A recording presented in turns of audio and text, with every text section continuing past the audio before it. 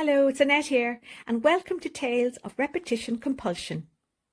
Have you ever wondered why we seem to repeat the same painful patterns in our lives, even when we desperately want things to be different? Why we keep ending up in the same painful, hurtful situations without understanding how we got there? This was something I didn't understand in my own life until in my 40s. A clued-in therapist named Pat O'Connor, he made me aware that I was repeating toxic patterns I had learned in my difficult childhood. Tales of Repetition Compulsion is a series where I show how a difficult or toxic childhood can subconsciously follow us into our adult lives through these toxic patterns. I explain this using real-life examples or tales to make the psychological concept easier to understand. For new viewers, I will briefly explain two important concepts that I talk a lot about on this channel, and they are the 6 bad messages and repetition compulsion. For my subscribers, if you're already familiar with these two concepts from my other videos, just feel free to skip ahead to where I tell today's tale. So let me ask you 3 questions. Did you have a difficult childhood? In your adult life, do you find yourself repeatedly getting into toxic or even abusive situations? And are you tired of living this way? If you answered yes to these questions, then this channel may help you. Now, there was a time when I would have answered yes to those questions myself. You see, my personal life had become a series of painful and hurtful situations, and I didn't understand why this kept happening. I know I just felt terrible shame that my life was such a catalogue of disasters. Then, I was very fortunate to meet a therapist called Pat O'Connor when I was in my 40s. He gently helped me see something I had never recognized before, that I was subconsciously repeating toxic patterns that I had learned in my difficult childhood.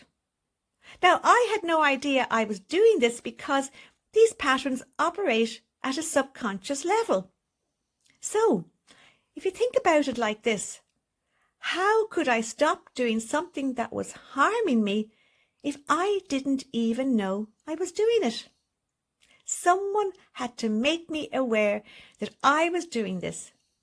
And that is why I now say that the first step to healing from repeating toxic childhood patterns is awareness. When we become aware of the toxic patterns we are repeating, we finally have the opportunity to stop doing this.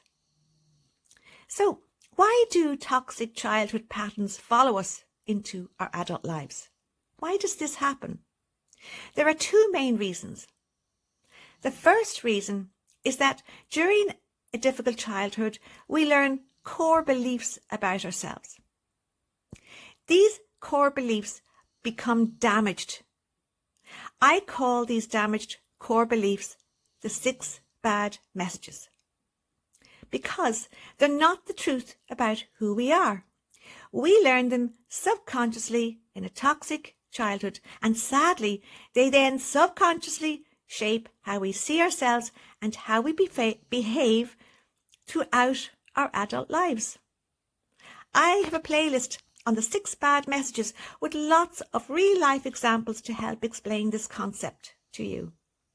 Now, the second reason a difficult childhood follows us into adulthood is through a psychological process called repetition compulsion.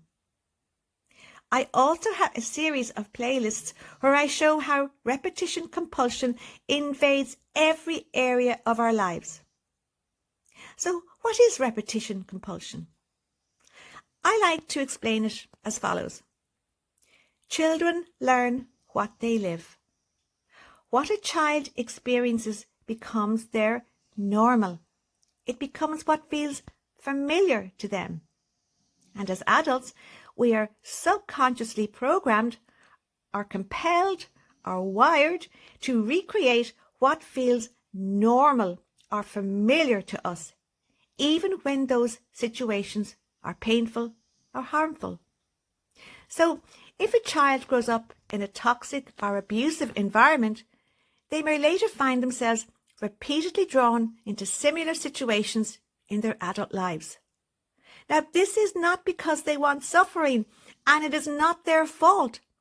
It happens because the subconscious mind is trying to recreate what it recognizes as normal or familiar. This powerful pull towards familiar patterns is what we call repetition compulsion, the tendency to repeat in our adult lives what we first learned as children, even if it harms us. Later in this video, my 3 dogs, who I call the 3 wise tales, they'll show you the 3 steps that helped me break these patterns and begin healing from repetition compulsion and the 6 bad messages. So, in today's Tales of Repetition Compulsion number 26, the life category is health and self-care. The bad message is you are responsible for others, and the character is Jamie. Let's see how when Jamie is a child, he learns this bad message, you are responsible for others, and how it then subconsciously controls how he feels about himself when it comes to his health and self-care as an adult. We meet Jamie when he is 9 years old. One day he wakes up with a sore throat and a terrible headache, but before he can say anything, his mother calls up from the kitchen, "Jamie, can you get your sister's school bag ready? And hurry up, we're late." Jamie is so tired, he just stays in his bed and tries to shout down to his mother in a hoarse voice, "But Mammy, I don't feel well today. I have a terrible sore throat and my head really hurts."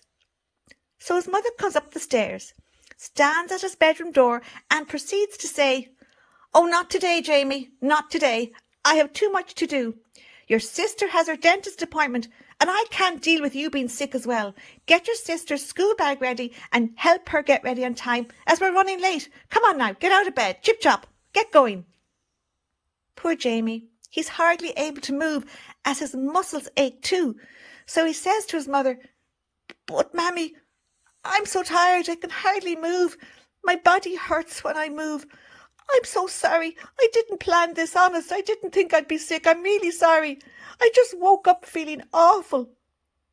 But his mother isn't listening. She's already gone down the stairs and is rushing about trying to get the school lunches ready. Jamie realises he just has to get going, get moving, no matter how bad he feels. So he gets up slowly and starts to get dressed. And he feels so weak, he needs to sit on the side of the bed in between putting on his trousers and his shirt. "Are you nearly ready?" his mother shouts up to him. "I am," he tries to shout back to his mother, but he feels he's going to faint. When he is dressed, Jamie goes into his sister's room and he tries to sort out what school books she will need for the day. Her school bag is very heavy, but Jamie carries it down the stairs, opens the front door and leaves it out by the car door. Since they're all behind time, Jamie doesn't get a chance to sit down and eat his breakfast. But he doesn't really mind as his throat is too sore to swallow anything, so he just gets himself a glass of cold tap water, and that soothes his throat for a while. That's his breakfast, a glass of cold tap water. "Mammy, can I come home early from school today? I don't think I'll be able to stay there all day," he says to his mother. But she takes no time in replying to this request. "Not a chance, Jamie, not today. I can't collect you early as I've to meet my friends for lunch and we won't be done till around school closing time. So not today. Now, my friends would be so disappointed if I cancelled our lunch and you wouldn't want that, would you?" Poor little Jamie, he's crushed. He gives up trying to tell his mother how sick he feels. And they all get into the car, but just as they are about to drive off, Jamie's sister shouts out, "Oh no, I forgot my jumper." Jamie's mother turns around to look at Jamie in the back seat and says, "Jamie, be a good boy and run into the house to fetch your sister's jumper. It's in the cloakroom." Without a word, Jamie obliges. So what happens during this whole episode? Jamie subconsciously learns a very clear message.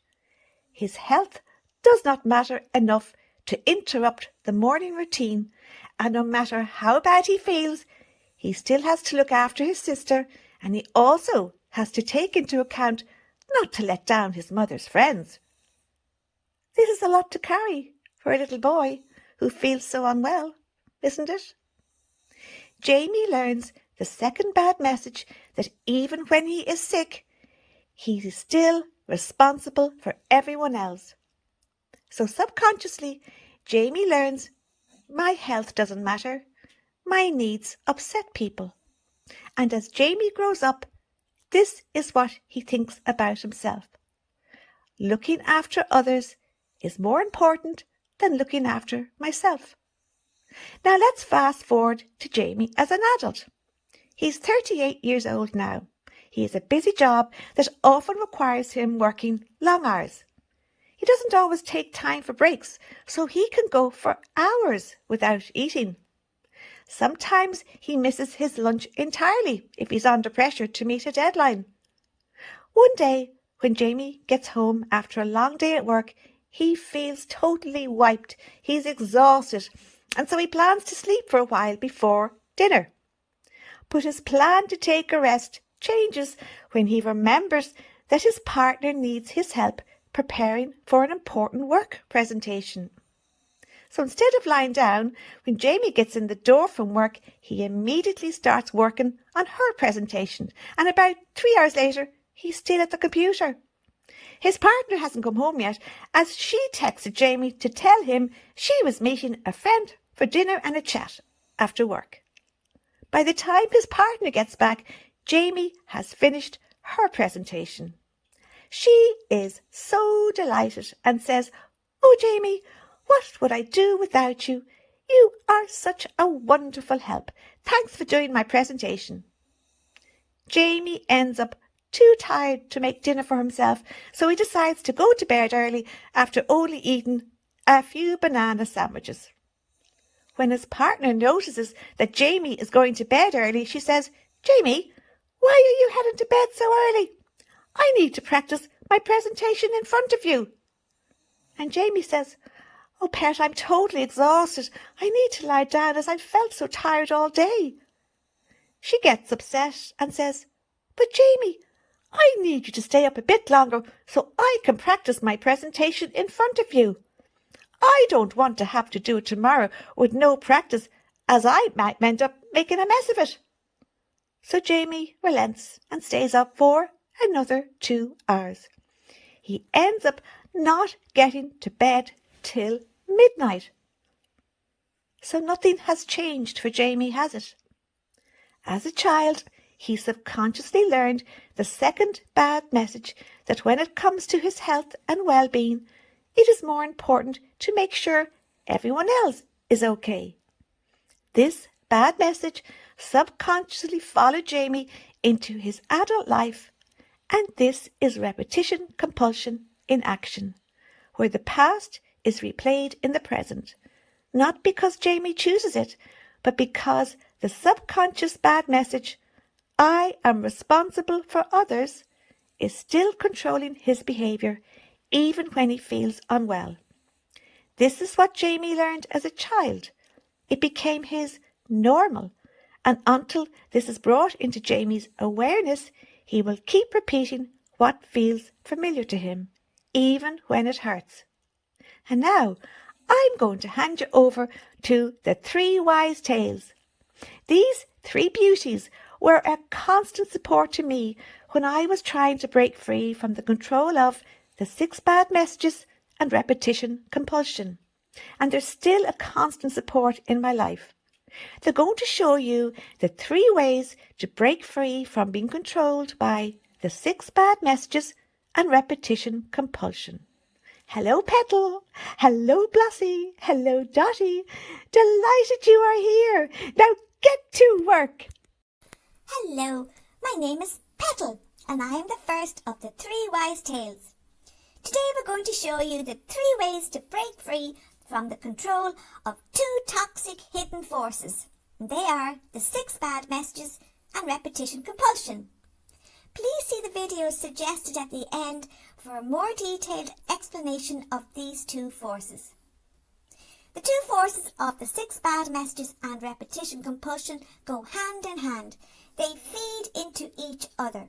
When these 2 forces run our lives subconsciously, we are not in control. Our subconscious minds are in control. Therefore, we are not the top dog. We are just a cog, trapped inside the toxic machinery of these 2 forces.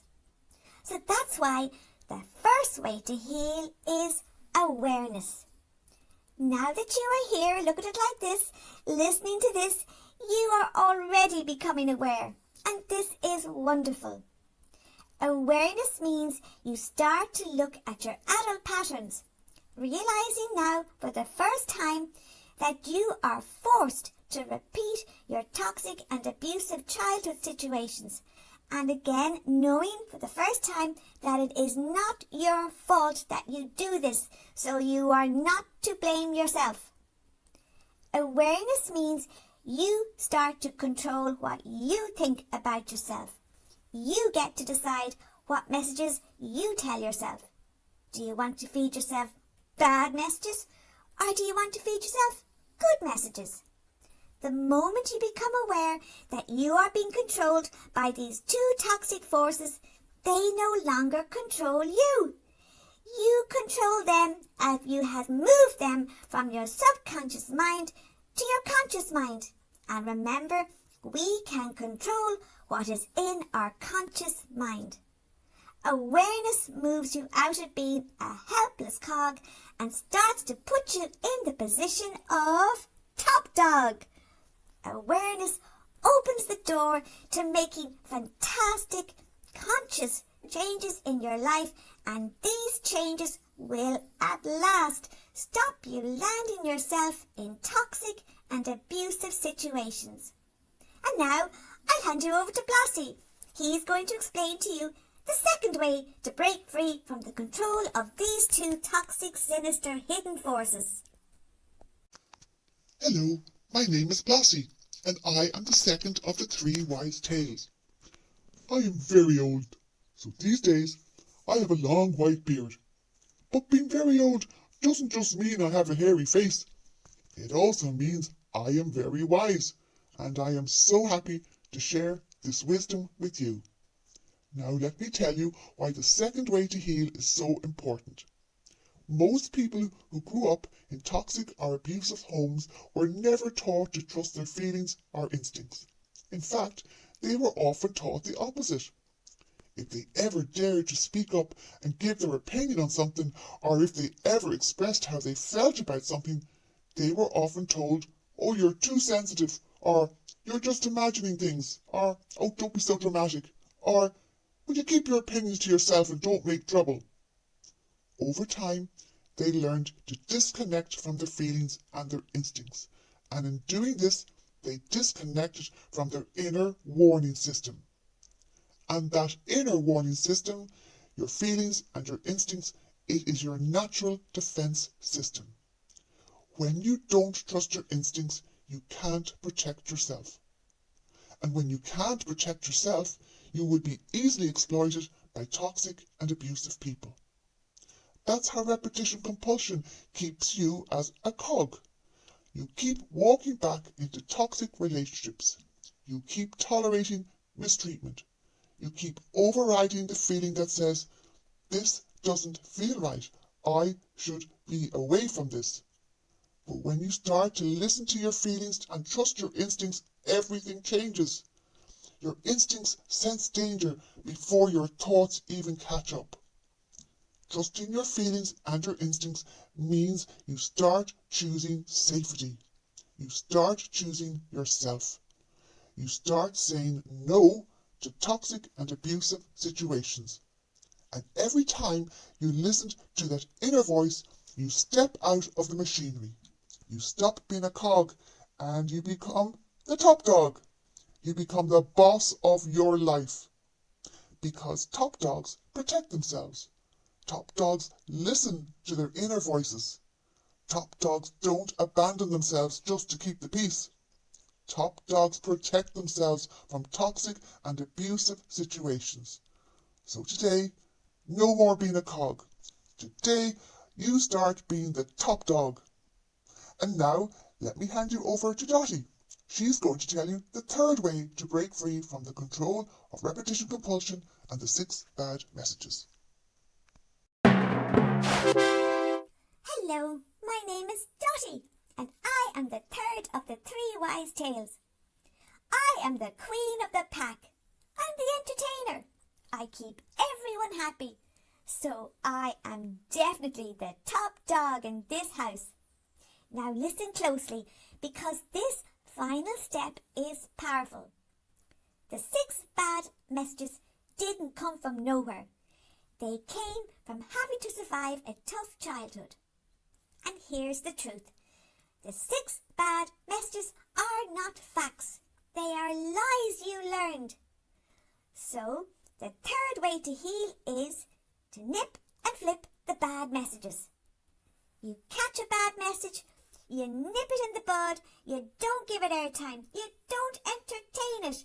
Then you flip it to the truth about yourself. You flip the bad message about yourself to a good message about yourself. So, you are not enough becomes I am enough exactly as I am. You are responsible for others, adults, becomes I am only responsible for myself. You are alone becomes no, I'm not alone. I matter and I belong and lots of people love me. Now, you might say, Dottie, that's so obvious. But it isn't obvious, as we are feeding ourselves these bad messages from our subconscious minds. Therefore, we don't even know we are doing this. But when we nip and flip, we bring the bad message into our awareness, into our conscious mind. And by doing this, we are in control. And we can now retrain our minds to believe the truth, to believe the good messages. So, every time you nip and flip, you take your power back, because top dogs choose their thoughts. Top dogs choose to feed themselves good messages about themselves. Top dogs choose to ignore the lying, nasty, bad messages. Top dogs are no longer cogs. So today, me, Petal, Blossie and Annette, we want to tell you this. You are not alone. You really do matter. And we are all here together learning to have better lives. We really care about you. And one last thing. The 3 wise tales, we have a very important good message to tell you. We want to tell you that we really